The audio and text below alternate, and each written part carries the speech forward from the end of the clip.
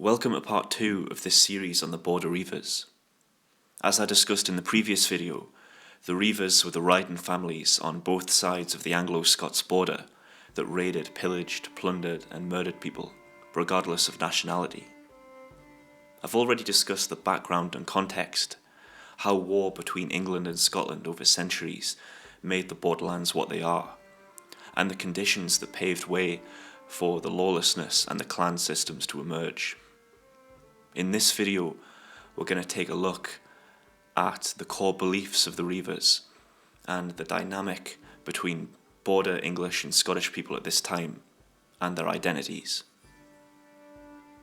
Tribalism, the family system of the borders often compared with the Highland clans, was of paramount importance. No matter the family origin, be they Angles, Saxons, Norman or Celtic, this clanship persisted, and no government was going to overpower it.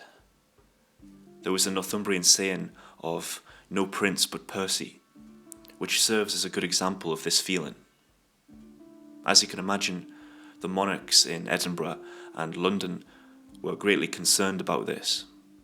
People took orders from the head man of their name, not the landlords or the kings.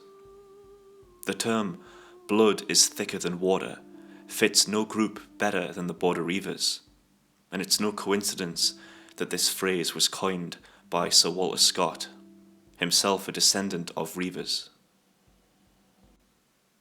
They're also united in the fact that, regardless of Scottish or English, they're all from these riding families and they're all part of this noble tradition of reaving. They're hard people and by far prefer other and respect other riding families across the border than they do their own monarchs or their own countrymen far away. People worked across the border, traded, married and had family alliances across the border. As a consequence of all this, reavers could not be relied upon for loyalty by the monarchs of Scotland and England. Why would an English borderer, for example, want to kill a Scottish borderer from a family he respects and possibly has close ties to, just because some far-off king in London told him to? This mindset is best evidenced in the Battle of Pinkie Cleugh between England and Scotland in 1547, where reavers were used by both armies. An observer, William Patten, noticed English and Scottish borderers chatting with each other casually on the battlefield amidst the fighting, then just putting on a show of combat once they knew they'd been spotted. What must be stressed though when looking into the border reavers is that the whole England versus Scotland hatred and rivalry doesn't apply here. While the English and Scottish governments would surely be pleased with bands of men raiding the enemy territory, they were just as likely to raid their own nations as they were the opposite. They didn't think in terms of national rivalry and loyalty to their supposed crowns. Their loyalty was with their name. In 1523, the Bishop of Carlisle wrote to Cardinal Wolsey that there is more thieving and reaving done in the English borderlands by Englishmen than there were Scots. There was a lot of intermarriage in the borders between English and Scottish families, as well as the obvious fact that there were great cultural similarities between these peoples. These similarities were linguistic, as is evidenced in many English border words and Scots words. There were also musical similarities, evidenced for example in Northumbrian music with its heavy focus on fiddles and even its own bagpipes. There's ethnic similarities too. It's important to point out misconceptions like, on one side of the border you have Celtic people and then as soon as you cross it you meet Germanic people. It's just not like that. Again, we'll have to get away from thinking of the borders in terms of modern political and cultural stereotypes. When you cross the border into England, people didn't act and talk like people in the rest of England. A Londoner would probably struggle to understand a Northumbrian in the 1500s. In fact, he'd probably think he was a Scot. Likewise, if you crossed into Scotland, you didn't see people in kilts speaking Gaelic. Highlanders are a whole different breed from Borderers. These people spoke Scots, which is a Germanic language or dialect stemming from Old Northumbrian. Let's not forget that the Anglo-Saxon kingdom of Northumbria once stretched all the way up to the modern Scottish capital of Edinburgh. Sometimes reavers fought for the respective nations, if it was advantageous to them. While they had no concrete loyalty to England and Scotland, and did often look favourably on their neighbours across the border, that isn't to say that they completely did away with the concepts of English and Scottishness. Often reavers did fight with their national armies. It was usual for them to wear sewn-on patches on their jackets or their bonnets of either the St. George Cross or the St. Andrew Cross to identify which army they belonged to, which country they belonged to when they were used in battle. But you'd find that they were sewn on very loosely, just in case they fancied switching sides. These were hard men, so hard that even kings with their own armies had to be careful when dealing with them. They made excellent soldiers if well trained, but much like the terrain, they were wild and rough. Thomas Howard, the Earl of Surrey, described the Borderers as the boldest men and the hottest that I ever saw.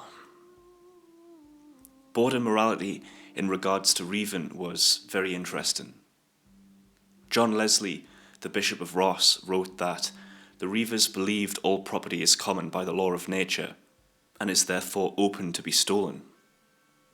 Therefore, in their eyes, all their activities were lawful. This is essentially a might is right mindset.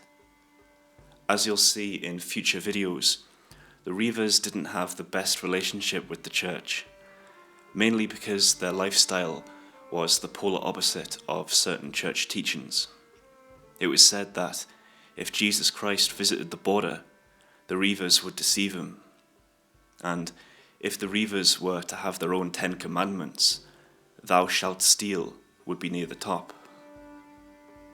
To be Christian too is to consider yourself a Christian first and foremost, above national identity.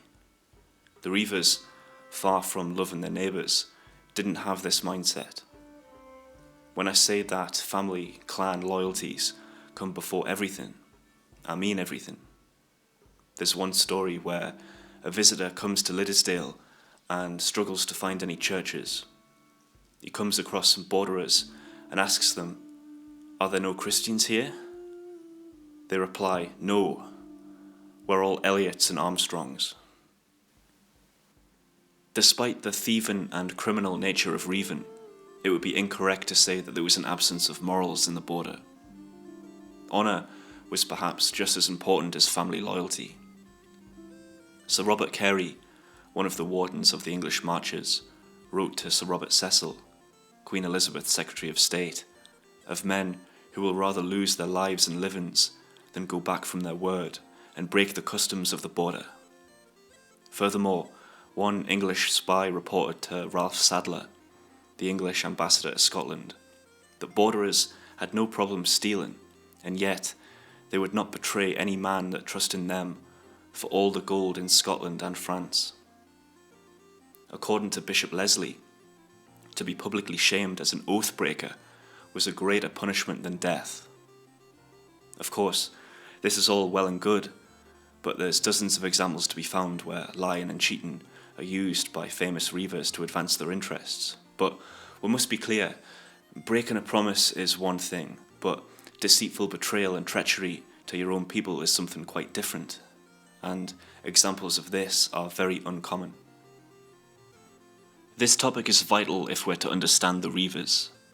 Identity is a complex issue, and so it must be clarified that reavers aren't part of the England-Scotland conflict, they just operated within it.